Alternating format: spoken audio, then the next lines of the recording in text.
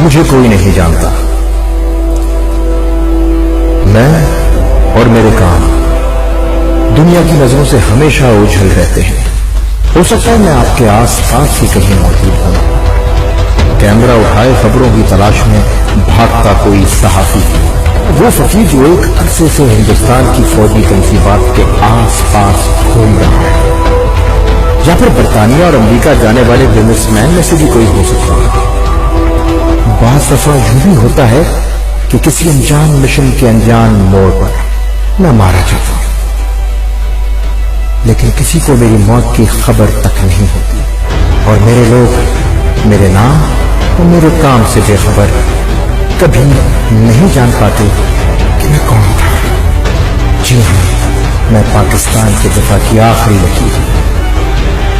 میں ISI